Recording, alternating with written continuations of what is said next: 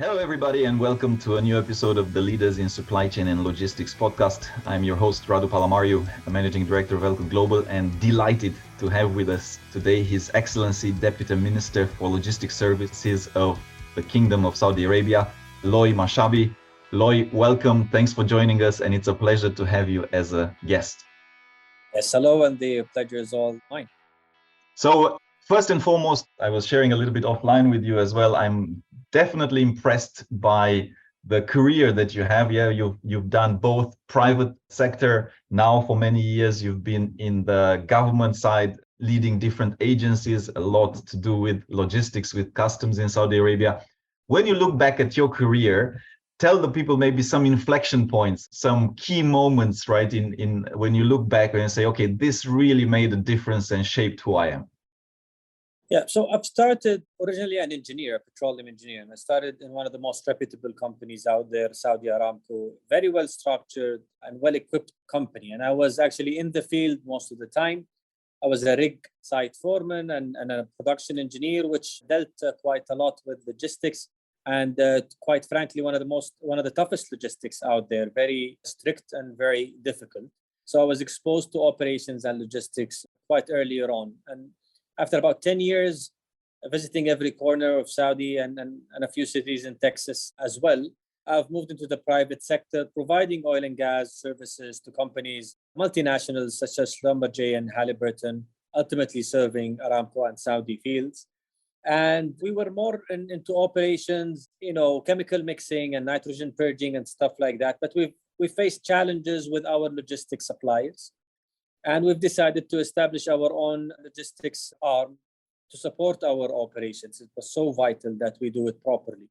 And this is how I was introduced properly into the world of logistics, oil and gas logistics, be it there. So after a few years in that company, I moved across Saudi into another city, into ports world. So I was in charge of a bonded zone in Jeddah Islamic Port, the largest port in Saudi Arabia. And during that period, it was around the period where I got my master's from London Business School. So again, applying some of the business aspects of it, strategy and marketing and business development, along with the operational background.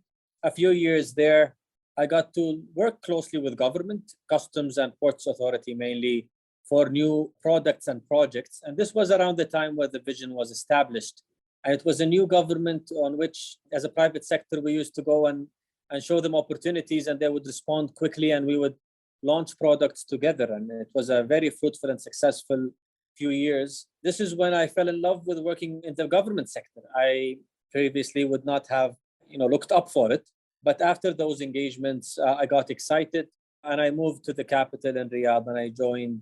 First, I was with PIF, the Public Investment Fund of Saudi Arabia, for an exciting project reporting directly to His Royal Highness, on which I got to know the man in charge, his personality, his thought process, his energy, quite frankly, into every meeting and he goes into. And when I got to Riyadh, I got to know people even closer. And I worked with customs, looking after their transformation for a few years. We got down, our clearance process from 38 hours to under 2 hours during those two years. But what was more impressive than that reduction was our seizures and capture rate quadrupled through the same time. So we became faster, but also we became smarter, counting heavily on intelligence and targeting centers rather than just random inspections and lengthy inspections. So that was before I joined the Ministry of Transportation. There was a new direction by the government. We have noticed that the global clientele was asking the logistic providers for end-to-end services. So many companies in the private sector started integrating vertically, horizontally, diagonally, you name it. It was, the logistics sector was reshaping quite drastically. And freight forwarders was also the scope of work of freight forwarders was also expanding quite significantly. We've decided as regulators, we need to unify as well. You cannot have a regulator for the sea side and a different one for air side and land and so on and zones without really integration and end-to-end thought process. So we have established a new deputyship called Logistics Services, and I was the first one to be assigned on that deputyship. Mm, fascinating. And I also know that Saudi Arabia would jump, has a significant jump, yeah, in the World Bank's Logistics Performance Index. I think you went 17 ranks, if I'm not mistaken, which is probably the biggest jump recorded last time they measured it. Tell us a little bit some of the key achievements. I know that this comes 2 years, yeah, after you launched the National Transport and Logistics Strategy. So talk to us a little bit about that. No, correct. And the way the government works today, let me introduce the vision a little bit. So the vision 2030 aims to diversify the economy, have a better lifestyle to the population, capitalize on the intrinsic strengths of Saudi Arabia, the location, the young population, the access to capital, the good relations with the world. And based on that, there were vision realization programs that were initiated where they have strategies set, KPIs set, and most of the work done to achieve those strategies come from multiple government entities and private sector. And hence, we needed to create those vehicles of basically approving the funding of projects and monitoring the progress. The government in Saudi Arabia is now run pretty much like a corporation, where every quarter we literally meet His Royal Highness, show the improvement in the KPIs that were set for us and the budget that was allocated for us. If we do great, we get a tap on the shoulder and additional support. If we do bad, we are harshly questioned and or potentially replaced. And this is as simple as this. So there is clarity and focus on execution on that end. And global indices are good indicators, but they're also indicative and not the ultimate goal. We are cognizant that volumes, economic capture, economic value, protecting also our nation from harmful, products and what have you, are top priorities, where these, in different indices may not necessarily improving in them, may not necessarily lead to a better economy or better security. And hence, we aspire to improve, but cognizant of what the index measures exactly and what do we really want to achieve. And I'll give you an example, maybe not logistics related, but it's a funny example. In the women equality score, we're among the highest now in the world, but we would not reach the highest, the perfect score, because we gave maternity leave for women that is longer than for the fathers. And we want to keep it this way. We want them to have the ability to have longer maternity leaves. If we want to have it equal, this might actually, in our opinion, not be in the benefit of ladies and females. And hence, we have decided to do what's best for our people, and even if that comes at the cost of achieving the highest score. That's just an example. So obviously, the beautiful thing about the Logistic Performance Index is it's perception-based. It is widespread. It's sent to hundreds of companies. And even though, because the latest report has some numerical calculations, some actual on-the-ground calculations, and it has the score based on the perception. We have found that we have improved much more than 17 ranks on the actual performance as far as turnaround, of ships or airplanes and connectivity and so on and so forth. But in the perception, it's still lagging. So it showed us, at least on the numerical or in the actual on-the-ground performance, the improvement is better. That was calculated by the World Bank and in their methodologies. But it's also showed us that we need to do more marketing, and we need to reach out more to the global players who might have brokers between us and them that they are not fully informed about some of the improvements we have done and so on and so forth. And this is an area of focus during this year. And to share openly, yeah. So I was in Riyadh a few months ago, and even if I like to think that I'm fairly open-minded on one side, and I like to think that I'm fairly informed, right? Being there, I realized some of my own biases. Yeah. So, I was perhaps having some old image of Saudi Arabia. I was very much impressed, and I'm not saying this lightly or just because we're recording this podcast. I really liked people, friendliness, the pace of business, the pace of progress. But it did take me to be there, yeah, to actually experience it. And also from this, like, just to piggyback a little bit of what you said with the government being run as a corporation. Again, there's no system in this world that is perfect. However, I do strongly believe that having this very paced, execution focused is fairly rare in a world which, of course, typically political systems have, have different leverages and different bureaucratic things that make them very slow. Whereas with Saudi Arabia and with the KPIs that you are implementing is fairly fast paced. So I think that is to be appreciated in terms of improvement. So specifically for the last 2 years, and you've done a lot, but I'm just curious, what would be some of the biggest projects that from a logistics and transport perspective, you say, okay, this was really some of the stuff that I'm very proud that we completed? Yeah, so that's a good question. And I'll cover it from regulative point of view, economic policies point of view, and infrastructure point of view. So from the regulative point of view, we have created a single license for all logistics. So it's one license, automated, online, immediate, which allows you to do all your logistic activities within the Kingdom of Saudi Arabia. And there is a council with the biggest players in the private sector and some of the startups as well, that every 6 months give recommendations on the changes of some of the regulations for that particular license. We've initiated this about 18 months ago, and there are more than 1,700 companies that have obtained that license, which is simplification of process. We have also launched the special economic zones around some of our key ports. I sit on the board of the free zone next to Riyadh Airport, and we have already leased all of phase 1, and we do not have a CEO yet. We just started the company, we just started the zone. The infrastructure is not completed. We already have the anchor tenant, obviously being Apple, which was announced about a year ago with partnership with Unipart.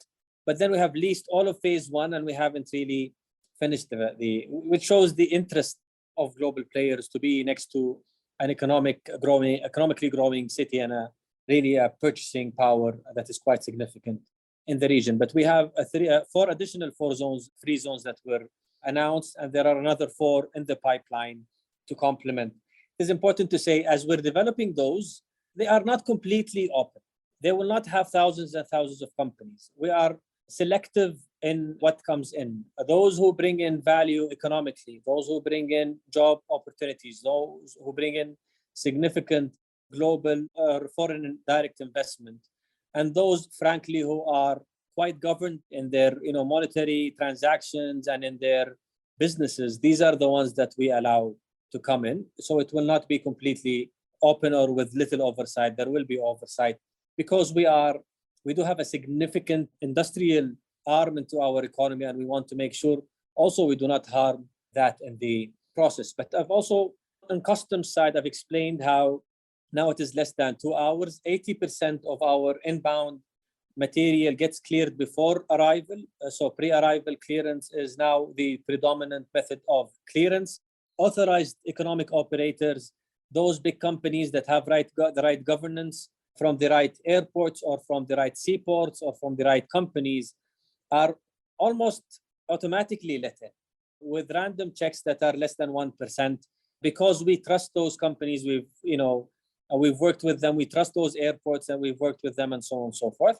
On the other hand, seaports or airports or countries or companies that we have typically higher hit rate of bad practices, those are slowed down and fully inspected, and so it is quite a different way of looking at things. We've also changed the regulation regarding transshipment, transit, and transfer. All of these numbers, in transshipment, it is more than 100% more this year than last year, and it was already more than 100% more last year than the year before. We're picking transshipment quite significantly into our seaports because in the past, we did not allow any transshipment unless the type of product was allowed into the country. But now, if it is in transshipment, even if it drives through the country, even if it does not meet our quality checks, or if it's not something that is typically allowed into the country, we now allow that to pass through the country. Obviously, drugs and weapons are not among those that we tolerate. This is as far as some of the major regulation changes, and this is based on discussion with the private sector. On economic policies, it's a massive change. Basically, almost all operators now in the sea and air, their revenue share model with the asset owner is based on performance, and not as if it was in the past, it's just a price tag or a flat rate. If you turn around the ship faster, if you turn around an airplane faster, if you and so on and so forth, you get more money as a terminal operator or as a ground handler or so on and so forth. If you don't, then you get penalized and eventually even asked the concession is cancelled if you do not perform. So they are all now performance-based contracts in those airports and seaports, which really led to significant change in the quality of service and predictability of service. And everyone is happy. Also, the terminal operators now make more money in the process because the volume is also jumping up in the process. So economic policies are quite drastically different. We are doing also a structural change in all the government. The regulator used to be also the port owner and operator historically. Now all operators, asset owners and terminal operators and so on and so forth are separate from the regulator. So there is a better governance structure between both parties. Finally, on the infrastructure part, we have on the seaside, we've got some of the best ports in the world with some of the most renowned operators also globally that invest in Saudi. In the ancillary services that really complement the port services, this is where the area we have focused. So there are 9 new added value services next to our seaports, and none of them are by Saudi companies. So Maersk Line has a new one, MSC Line, COSCO, DP World, and so on and so forth. All of them are starting to do logistics services next to our seaports. Seaports do not really need significant infrastructure additions. In our air side, you've heard the King Salman 5-runway airport project, 200 billion. That is quite significant. But even between now and the realization of that new airport, 3 new terminals opened in Riyadh Airport, and there is a new terminal being opened in Jeddah Airport. We are the fastest growing tourism country in the world as far as tourism is concerned in the past couple of years. This brings in planes, and the bellies of these planes can be filled with e-commerce and other cargo. So even on that front, we are expanding quite significantly. When I finish with the fleet, you've seen there is an order of 100 plus airplanes, white bodies, that was announced between Riyadh Air and Saudi Airlines. So now we will have a dual hub strategy with dual national carriers working in tandem to help us reach the 250 direct destinations and the 300 million passengers. All these additional planes will come in, great for tourism, great for business, but also great for cargo as well. On the seaside, we already have stakes in some of the biggest shipping lines in the world, like Hapag-Lloyd and so on and so forth. But we are establishing feeder vessel manufacturing and feeder vessel operations to help us reach more into India, Pakistan. Really, if you look at it, we are surrounded by, locked potential that could be amazing as these countries' economic, growth happens. We have Iran in the east, along with India and Pakistan. We have Iraq, Syria, and Lebanon in the north, Yemen in the south, and East Africa on the west. Everywhere you look, there is a potential for logistics to play a significant role into better trade and better economic thrive and growth. And this is the mentality we're approaching those connections. And this is why we have established this feeder vessel, a company in manufacturing, and we have another company for operating those feeder vessels as well. Perhaps lastly, I will end with rail. I've covered maybe air, and we have the land bridge project that connects east and west, so the Gulf with the Red Sea. 7 different cities, 5 different seaports, 3 different airports are all connected by a rail project that will take 7 years to finish for cargo and for the most part passengers as well. This is phase 1, we call it the land bridge, but also there is a GCC rail project between Oman, UAE, Bahrain, Kuwait, Qatar, and Saudi Arabia.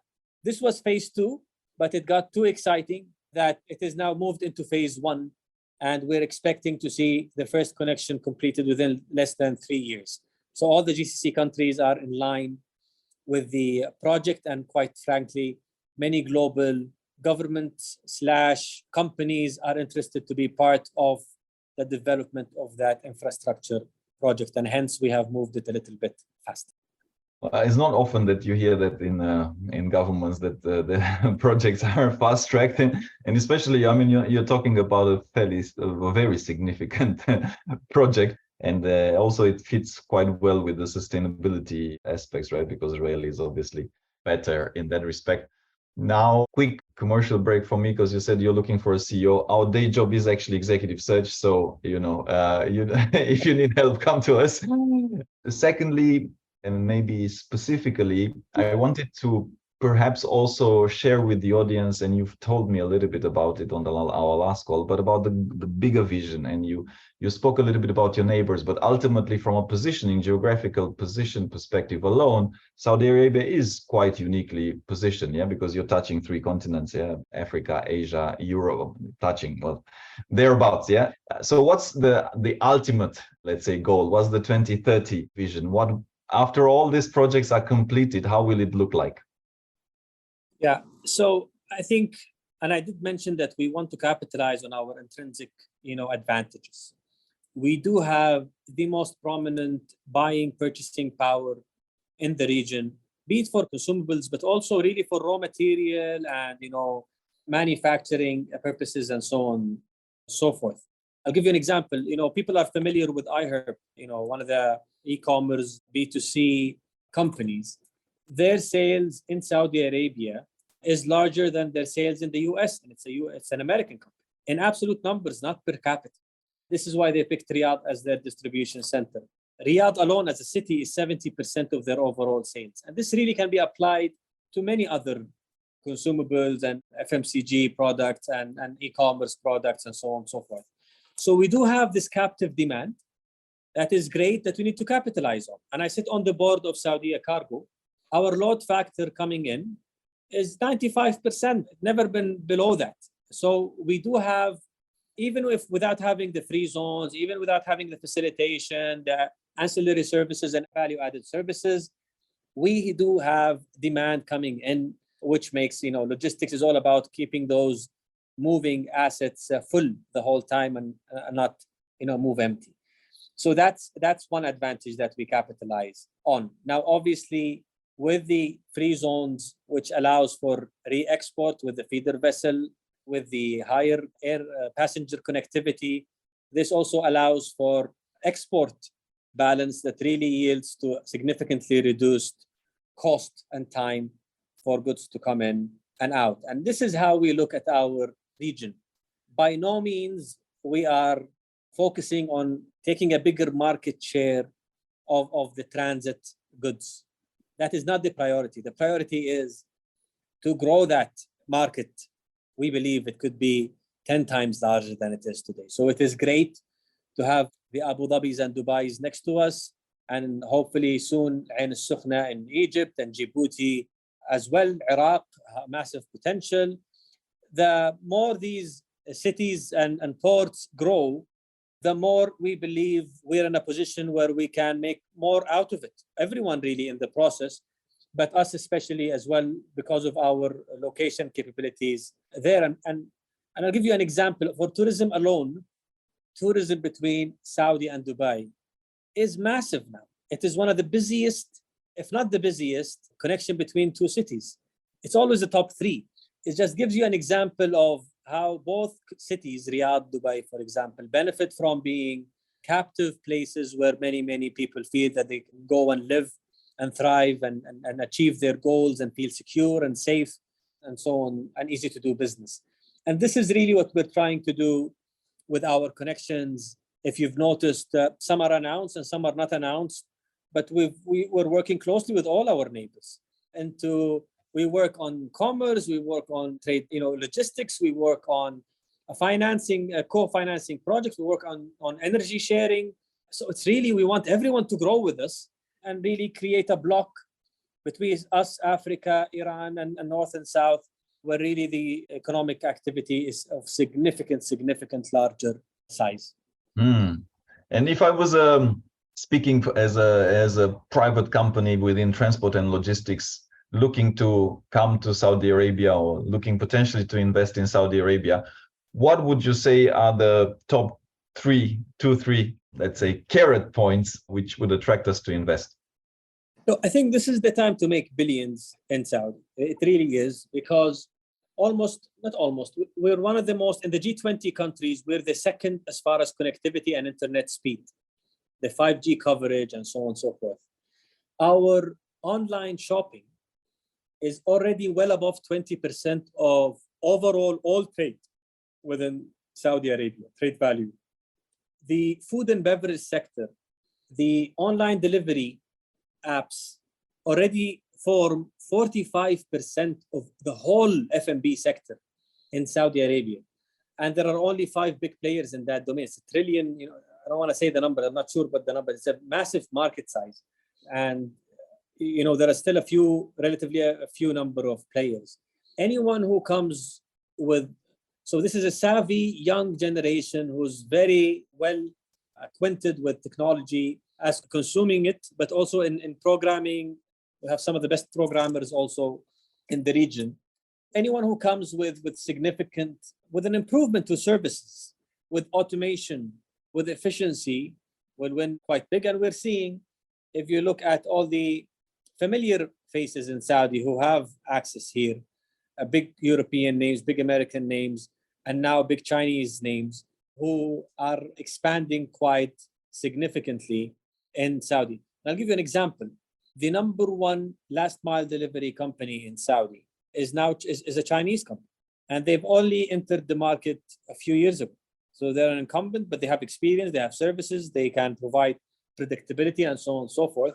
And this just gives you an example. If you have the right service and understand the market properly, you can really make money out of this. Yes, yeah, for sure. And specifically on the point of, you mentioned a little bit talent and people and skills of the young generations. Specifically for logistics and supply chain, are there certain initiatives that you're taking at the government level to train, upskill, or skill in general, right? Because you need this type of bright individuals to come and make a dent in logistics and supply chain. Yeah, there's definitely a work around making logistics, for lack of a better word, sexy again. And we do have, a few years ago, we've established the Logistics Academy with partnership with the private sector. There are more than 15 companies now, the DHLs, the Aramex, e-commerce companies, and freight forwarders. Every student in this academy already has a job secured with one of these companies or was sent by one of these companies. And they do vocational training, on warehouse management and freight forwarding and custom clearance, global cross-border regulations, and so on and so forth. And it's been quadrupling in size year on year. It was only in Riyadh a couple of years ago when it was established. Now we are opening even a larger facility in Jeddah, our second largest city. So that is one of the initiatives that we have with the Logistics Academy. The Logistics Academy also has agreements with universities such as Berkeley, and I can't remember the name, but something in Spain, in Zaragoza. MIT scale, yeah. That could be it. And they send mid-level and top-level management and logistic companies there for a few months for training and advanced training as well. So this is something we are picking up as government, but quite honestly, also private sector now has academies on that domain as well, be it in the aviation sector and also in overall logistics. I think there are about 6 academies now that are there. So it is part of my job as Deputy Minister of Logistics is to promote all of these things. So I tend to visit those academies all the time and meet the people there. Mind you, with the automation of most warehouses now, with the B2C facilities that are out there, with the proximity to large cities, we can attract higher talent into this sector and they can make higher pay. One of the KPIs we have by our center of government is creating jobs, but then how much do they pay? And if you create so many jobs, but the pay is low, then your score is low. You need to fix that. And this is something we are asked to look into as well.